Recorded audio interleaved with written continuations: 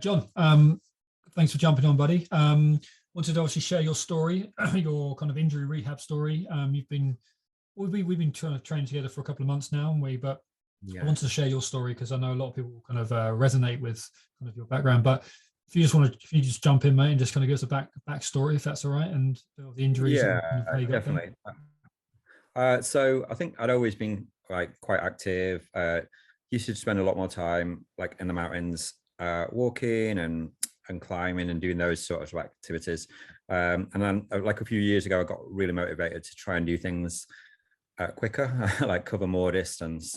So I decided to try and get myself in a position where I could like fast pack routes and maybe kind of built up to do some trail races, ultras and things like that.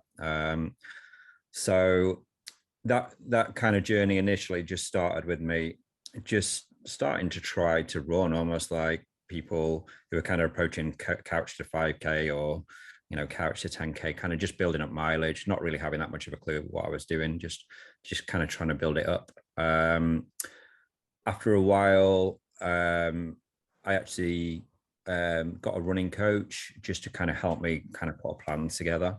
And that was going okay. I was adding mileage and getting out on trails a lot and sort of built up to doing sort of maybe 60, 70K weeks. My times were naturally getting faster. And so that's, a real positive. It kind of motivates you. But in hindsight now, looking back, during a lot of that journey, I was actually suffering with more pain than I should have been. At the time, I just assumed it was just the fact that I was doing a lot of miles, that my body wasn't used to it.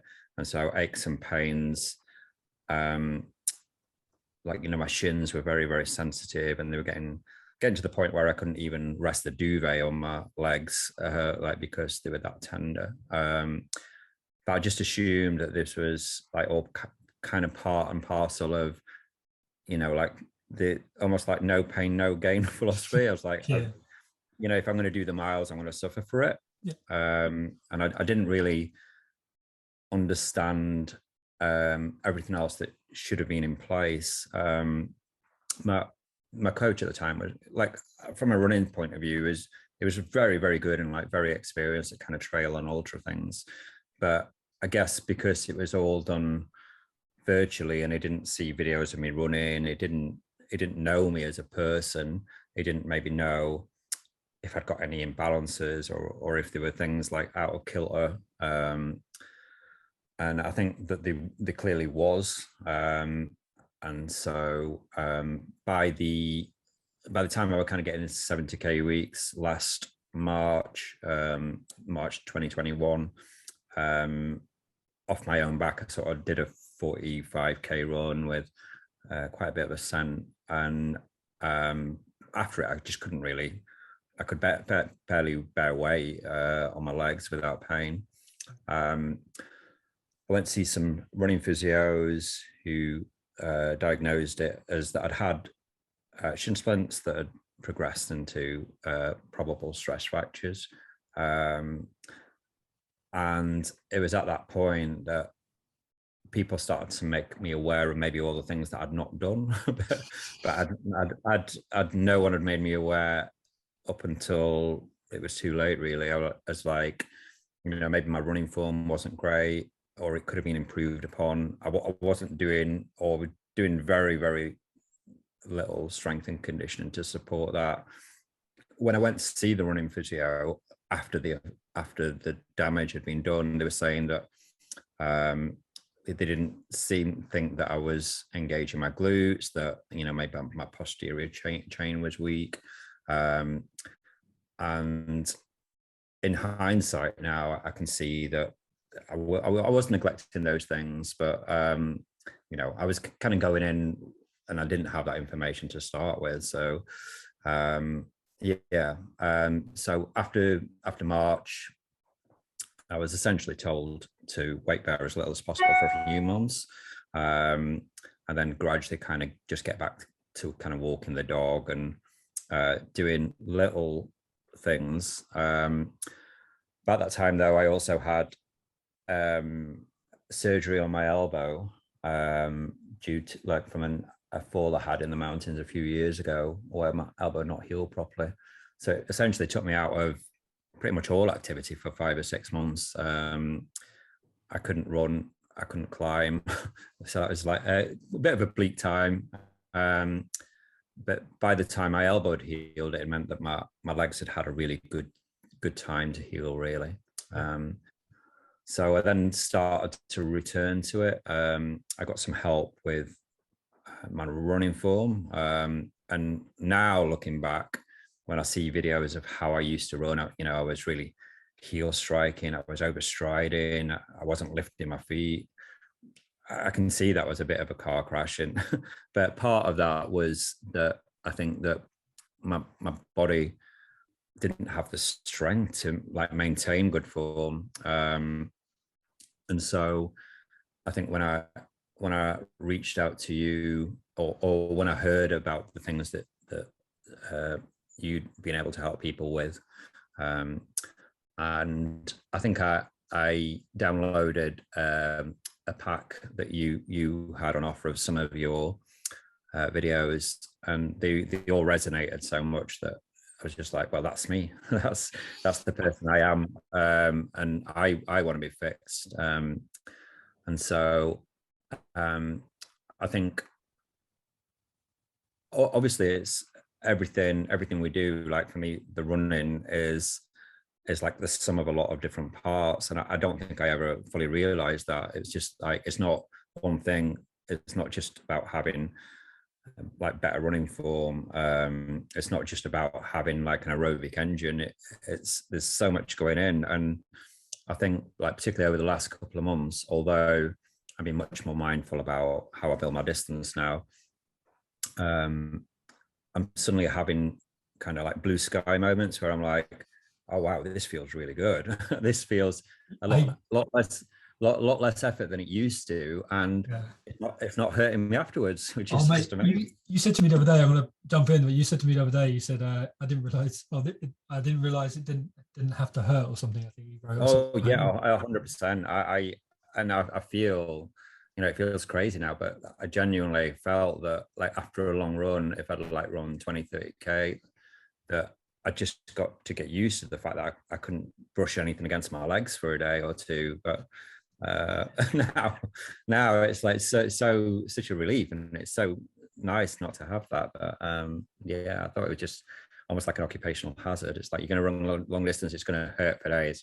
Well, it's determining what the pain is, isn't it? Like, there's always a threshold. There's a pain. There's a pain to everything, to competition. But there's we just say it's there's that working pain, and then there's that injury kind of pain. There's definitely a difference. And I get that now. I think that my definition, when people said, "Oh, you might ache," in my mind, I think I can now differentiate between a healthy ache because I've done something, and an actual sharp pain because something's wrong. And I don't think I could quite differentiate between the two. I definitely can now, which is good. Well, I think there's nothing wrong with that, though, because I've always worked with people who have high pain thresholds. Like, they go, because when you train, you're constantly working on that ability to kind of push through barriers, and whether it's just strength training or running volume, you get better and better at kind of just acclimatizing your body to that working pain. But essentially, I've also worked with people who quite blatantly ignore injury pain, and they kind of, and I think you can often offload that as well. You can often kind of compensate and kind of work around sometimes injury pain. You can kind of change your running form slightly. You can kind of slow down a bit. The amount of times I talk to some people, they go, "Oh yeah, I'm fine if I run at this pace, or I only run this distance at this pace." And I'm like, that doesn't mean you're healthy. It just means that you're kind of holding back the whole time. Whereas you now, obviously, your volume is continuing to increase. The things, obviously, when we first spoke, you kind of jumped into, you were quite clued up on running mechanics, and what had you done before you got into S&C? So I think I tried everything.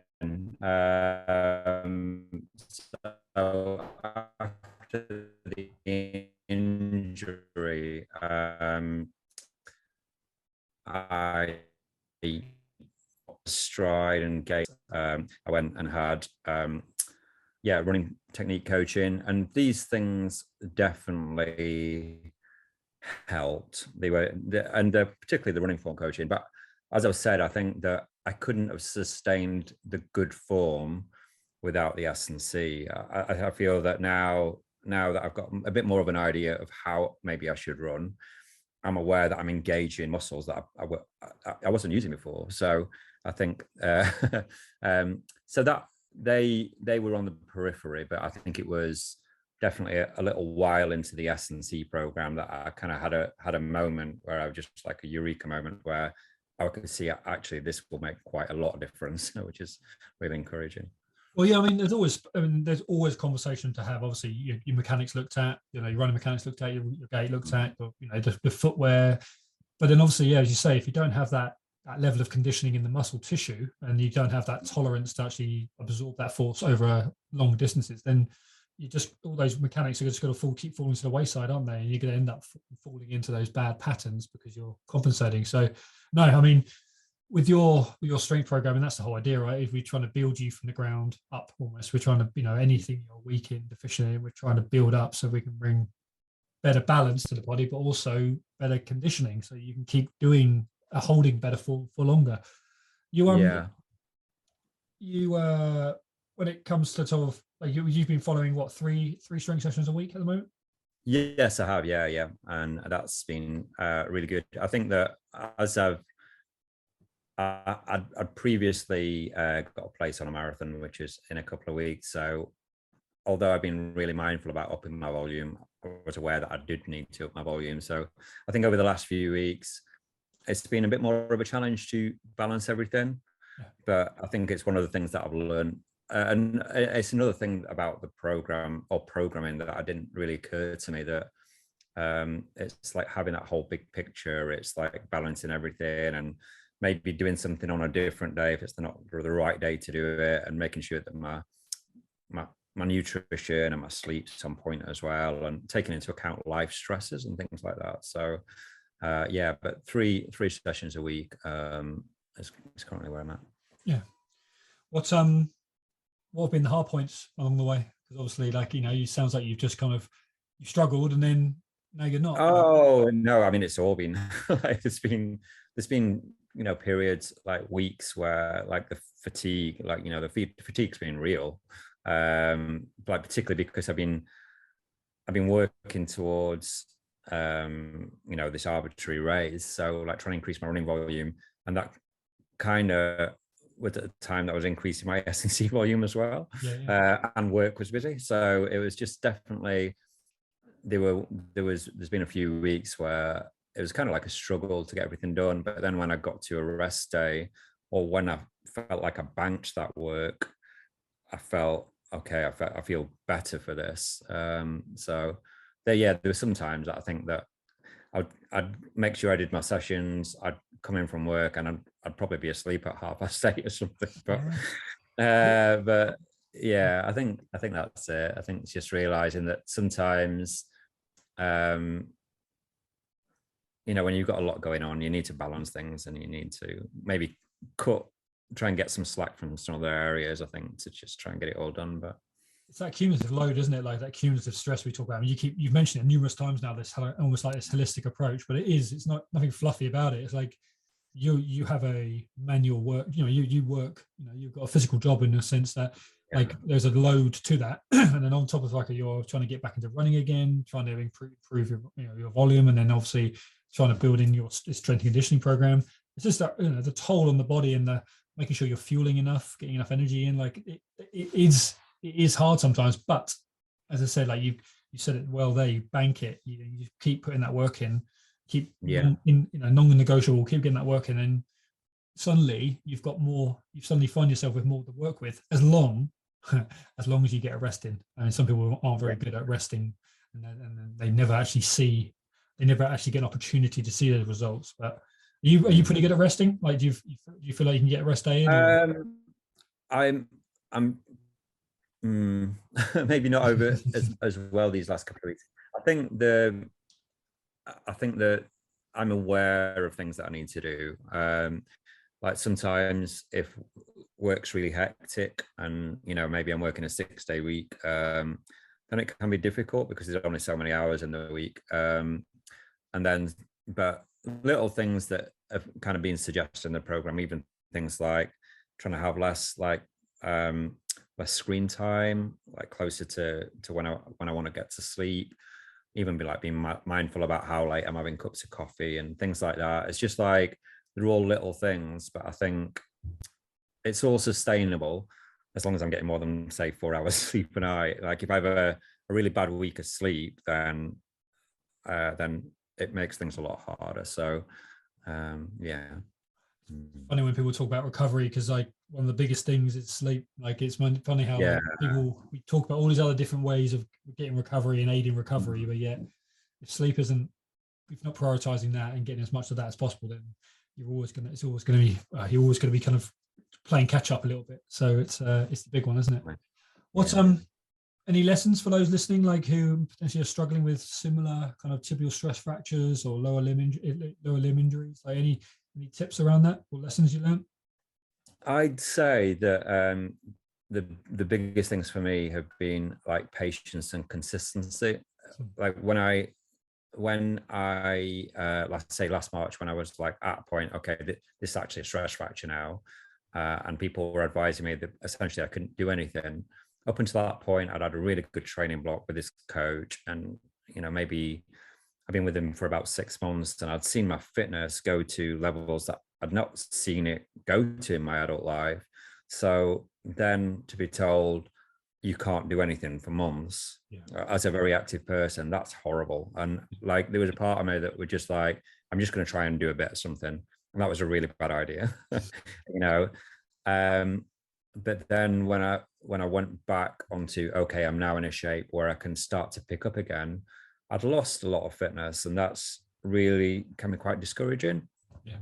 But just being patient and just doing that a little bit and being able to build that volume in a sensible way, not necessarily how quickly I'd like to build it, but taking that long view of actually wanting to get back to where I was and beyond it. That's been the most important thing, I think. And then sticking to the sessions, like as I say, some days where maybe I've been at work 10 hours and I come home and I think, I've got to do a 50-minute S&C session, and I might not be feeling it, but just kind of grinding it out, just doing it and doing it as well as I can. I know that in the long run, that's what I need to do. So yeah. Gold, mate. It's gold. I mean, so much of it is just non-negotiable. Just keep turning up. Like it's so much in life you can apply that same logic to, can't you? Like just keep turning up. But with moderating your intensity is a big one there. Like if you are coming off the back of a big day, sometimes actually just going through the motions of your S&C program, which like for you is a lot of single leg work, you know, a lot of like kind of developing the posterior chain, like a lot of getting you back into landing and jumping again. But like just going through the motions of that, just you're building in more and more layers of tolerance and resilience on you. So it's gold. So what's so with all this this progress, what's coming up? I think you've got a few like adventures planned, haven't you? Just talking about Yeah, I have. So I've just got I've got my first road marathon actually in a couple of weeks, but that was mainly something that was kept being deferred because of COVID, and it was just more of a fitness goal rather than a long-term goal. I'm much more excited about more adventurous things. So I've got my first ultra trail Snowdonia in the beginning of July, which is like 50k and over 3,000 meters of ascent. So that'll be pretty big day, I imagine. And then another race in September, which goes around like Windmere the lap, so 47 miles, I think that one. So, but beyond that and in between that, I think my fitness has always more been about me being able to have bigger adventures on my own. So, like, you know, maybe fast packing like the West Highland Way, maybe some long distance paths in Europe, the Alps, things like that. So that's kind of what I'm most fired up for. But it starts to feel as though I can dig the maps and the guidebooks out again now. I'm like the fitness is returning, and now I can see that potentially I can do some things again now, which is really cool. Oh, no doubt. No doubt. I mean, I think what we're talking about here is just such, I mean, all we ever promote is that sustainable approach. Like for you, the difference between you back in the day and now is like, you kind of know where you're potentially getting it wrong and like what you need to pick yourself up on. Like, I'm not doing enough of this. I need to do more of that. Like, whereas before it was just like more, which is understandable when you don't know. But now, unfortunately, you know too much. So you're not going to be able to building towards, I mean, this road marathon, we talked about it just being like just sort of a testing, just sort of testing your legs a little bit and not putting a number on it, but just seeing how the body goes. And then, but that's nothing wrong with that because you're just reviewing the body. You can review your body after that and go, right, what went well, what went wrong, what could I have done better? And then you can put that into your training again and rebuild. And so, no, I mean, I think the way you're approaching it, and because you've had that struggle, and now that you know so much more about yourself, you can just keep building on those variables, can't you? So, mate, thank you very much. Appreciate you sharing the story.